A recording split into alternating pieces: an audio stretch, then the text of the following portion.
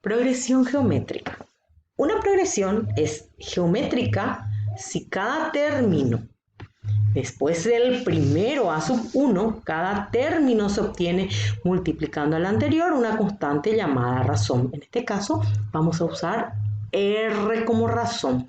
Entonces, si yo quiero encontrar a 2, encuentro a 2 multiplicando a 1 R. A 1 por R me da a 2. A 2 por R es lo mismo que decir a 1 por R cuadrado. Así sucesivamente vamos construyendo.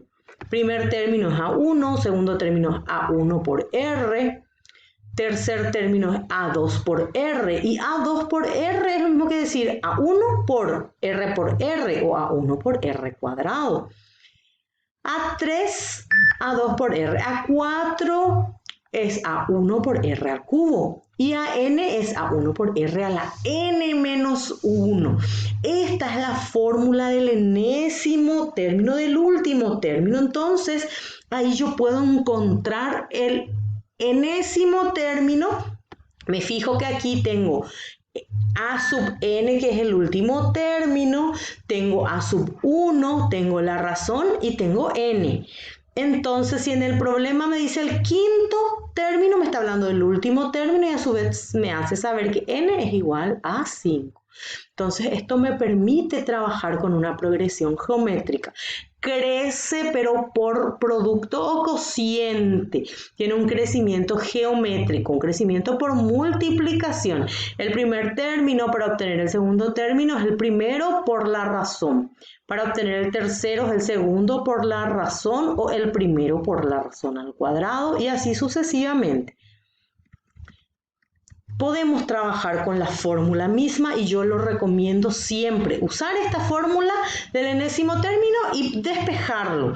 Si ustedes quieren utilizar la fórmula ya despejada, aquí tienen proporcionado y lo pueden trabajar. Cuando buscamos la razón es por despeje directo, raíz de n menos 1 y se trabaja directamente. A partir de allí quiero que hagamos un ejemplo y luego volvamos. Vamos a hacer un ejemplo. Entonces nos dice determinar el primer término de la progresión, pero habla de la suma. Entonces es bueno recordar que la suma de términos no es otra cosa que sumar cada uno de los términos, pero en este caso es geométrico.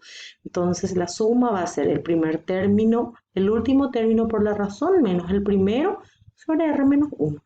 Esta es la fórmula que vamos a utilizar. Esto es la forma de ir obteniendo cada uno, pero esta es la forma de suma general que nos va a servir. A partir de allí vamos a trabajar con un ejemplo. El primer término de una progresión geométrica es 80. O sea, a sub 1 es 80. El último término es 405. La suma de todos esos términos me da 1055. Calcular la razón. Entonces nos fijamos. ¿Cómo conocemos el primer término? Conocemos n,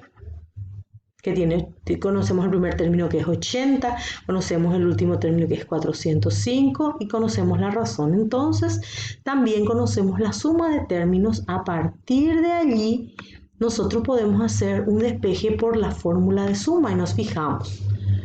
Como no se tiene el número de términos, busquemos el número de términos por la fórmula de suma, en donde la suma de términos es igual al último término por la razón menos el primero.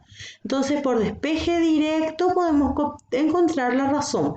La suma de términos es 1055, el último término es 405 por la razón que estamos buscando menos 80. Entonces se hace un despeje, lo que está dividiendo pasa multiplicando, se pasan los términos independientes a un miembro, las R al otro miembro, se forma una ecuación sencilla y se encuentra que R es 975 sobre 650, o sea, se puede trabajar. Dentro de la progresión geométrica trabajamos con 3 puntos.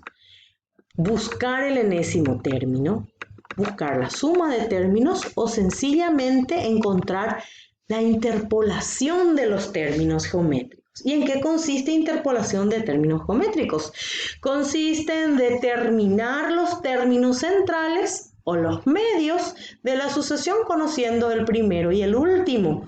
Entonces, cuando conocemos el primero y el último, para encontrar el segundo conociendo el primero, necesitamos la razón. Y la razón se puede calcular por despeje.